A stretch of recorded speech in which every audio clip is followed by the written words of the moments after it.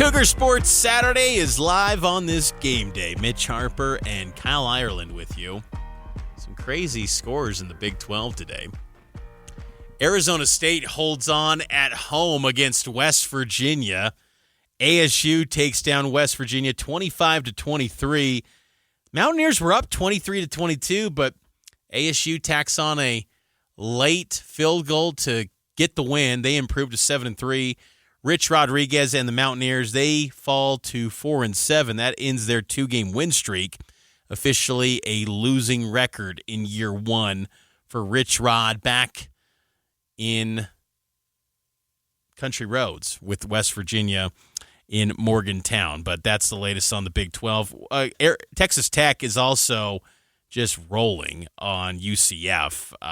Jacob Rodriguez, the linebacker, who Joey McGuire's saying, hey, national media, push him for the Heisman. They're making a case. They put him in some offensive plays, and he got an offensive touchdown, Jacob Rodriguez. So they're trying to now play the Travis Hunter card. That is Texas Tech. So crazy stuff there in the Big 12 today. For BYU, they take on TCU tonight, 8:15 kickoff. And who's in, who's out, that's always a big storyline. Who's out for the Cougars tonight, Kyle? Yeah, some names that have carried over a few weeks now, Mitch. Marcus McKenzie, cornerback, running back Sione Moa, and safety Tommy Prasis. Also, Matthias Leach, another safety, is out. And then on the offensive side of things, Cody Hagan was on the report this week and then has ultimately been ruled out for this game against TCU.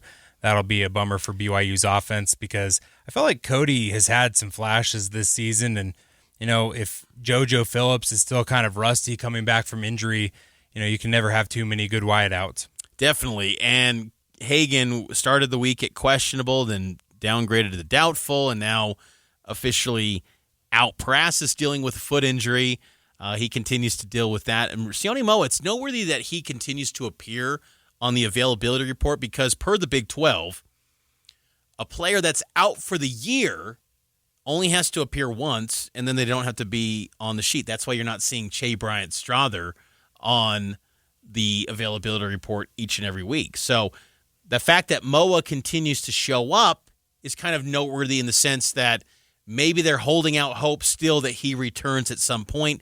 He made his first trip with the team last week in Lubbock since that East Carolina game back in September. So maybe it's getting closer, but still, I don't know what to reasonably expect in the case of Sione Moa there. Hagan, hopefully that's a quick turnaround to get him back in action because that wide receiver unit, you got Chase Roberts, you've got JoJo Phillips back, you've got Parker Kingston.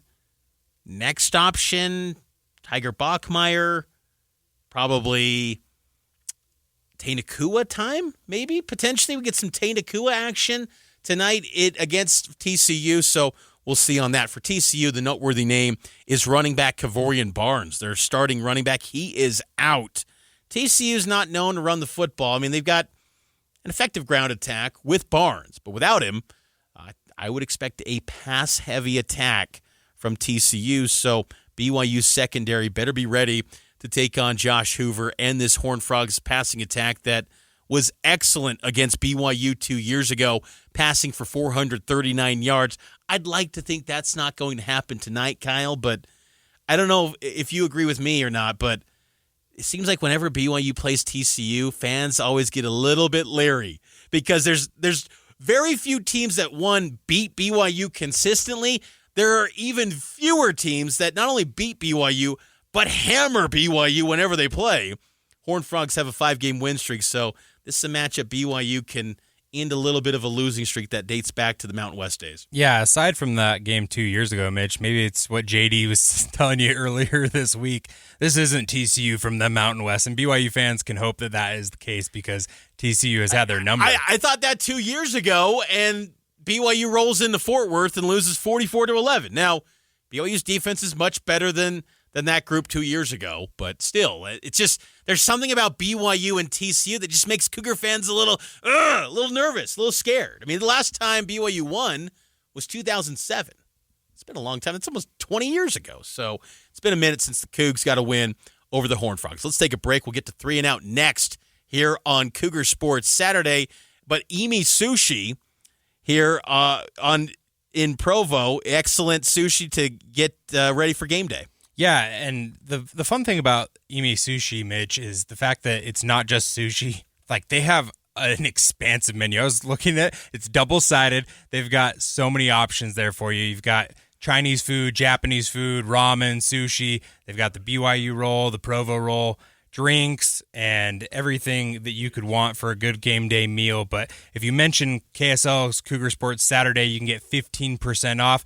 A great stop. It's just down the road from the stadium. Whether you're craving a hot bowl of ramen, fresh sushi rolls, or just a cozy spot to relax with friends and family, Imi is the place to be. And like I said, if you mention KSL's Cougar Sports Saturday, you'll get 15% off. And even throughout the week, Monday through Friday, they got great $10.99 lunch meals with 2 rolls with soup. It's a great spot to go before game day. If you wear BYU gear, you can also get 15% off. So many ways to save money, get high-quality food, and for people that actually care about the craftsmanship behind all of their dishes that they serve to you. That's what matters at Imi Sushi and Ramen. Check them out at 366 North University Avenue in Provo.